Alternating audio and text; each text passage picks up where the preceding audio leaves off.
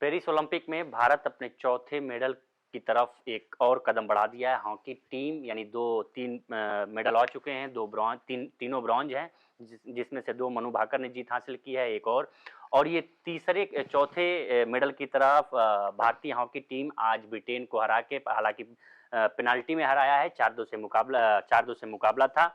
इसमें श्रीजेश जो गोलकीपर हैं, उनकी बहुत महत्वपूर्ण भूमिका है। अभी कुछ दिन पहले उन्होंने कहा था कि मेरा आखिरी ओलंपिक होगा और इसमें मुकाबले में कब एक रोमांचक मोड़ आया। हमारे साथ गौरव थे, गौरव इन्होंने कवर किया है और ये देखें गौरव क्या हुआ।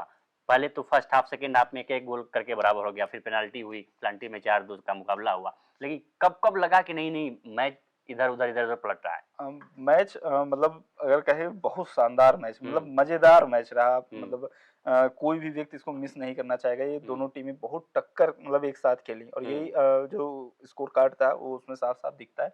1-1 से बराबरी रहा पूरा मैच। जो पूरा समय मुख्य समय होता है उसमें 1-1 से बराबर रहा। फर्स्ट हाफ में हरमनप्रीत जो कप्तान है भारतीय टीम के, उन्होंने गोल किया और उसके बाद मॉटले जो है इंग्लैंड की ओर से, उनकी ओर से भी गोल किया गया। हालांकि वो डिफेंड जिस तरीके से किया था श्रीजेश ने, एक बार उन्होंने डिफेंड कर लिया था, लेकिन दूसरी बार बगल से उन्होंने जो है गोल मार दिया था, वो भी शानदार था। इसके अलावा श्रीजेश ने जिस तरीके से, क्योंकि हम सब जानते हैं श्रीजेश की जितनी तारीफ होती है, वॉल ऑफ इंडिया, दीवार नहीं पहाड़ है, इस तरह की चीजें उनके बारे में लगातार कही जाती है और श्रीजेश ने हर बार उस चीज को साबित भी किया है। राहुल द्रविड़ को कहा जाता है द वॉल ऑफ क्रिकेट। बिल्कुल। और मतलब अगर वो अड़ जाते हैं और उनसे बॉल निकालना, मतलब ये बहुत ही क्योंकि हमने कई बार देखा, कई बार ऐसा हुआ कि जो ब्रिटेन के खिलाड़ी हैं वो गोल पोस्ट की तरफ बॉल लेकर बढ़ गए, लेकिन कितनी बार ऐसा हुआ कि श्रीजेश ने जो है उसको धकेल दिया, पोस्ट से बाहर कर दिया।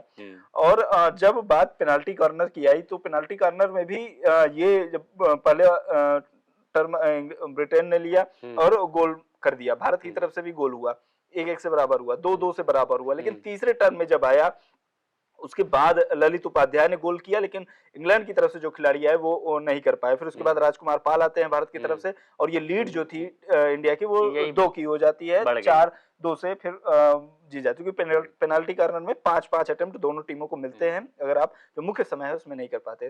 तो ये जिस तरीके से भारत ने किया, और सबसे मुख्य बात इसमें यह रही कि भारत केवल अपने 10 खिलाड़ियों के साथ खेला। हाँ, 10 खिलाड़ियों के साथ, 11-10 का वो था। बिल्कुल। 10 खिलाड़ियों के साथ इसलिए खेल रहा था क्योंकि अमित रोहिदास जो है भारत के बहुत डिफेंडर, मुख्य डिफेंडर, मतलब उनकी भूमिका काफी अहम मानी जाती है। उनकी स्टिक इंग्लैंड के खिलाड़ी के चेहरे पर लग गई, तो इस वजह से उनको रेड कॉर्नर दिया। हालांकि वो जानबूझकर नहीं लगा, वो वीडियो में साफ साफ दिखाई दे रहा था। और ये मतलब इस पर काफी विवाद भी है। जो कमेंटेटर हैं और विशेषज्ञ खिलाड़ी के जुगराज सिंह, उन्होंने ये कहा भी कि ये यहाँ पर मामला केवल येलो कार्ड का बनता है, रेड कार्ड नहीं बनता है। उनको पूरे मैच से बाहर बिठा दिया गया। सबसे बड़ी चिंता की बात यह है कि अमित रोहिदास अगला मैच भी नहीं खेल पाएंगे। अच्छा, यानी कि ये भारत के लिए मुकाबला भी बिल्कुल। अभी जो जर्मनी और अर्जेंटीना के बीच मुकाबला होगा, उससे जो भी जीतेगा वो उसके साथ मुकाबला होना है।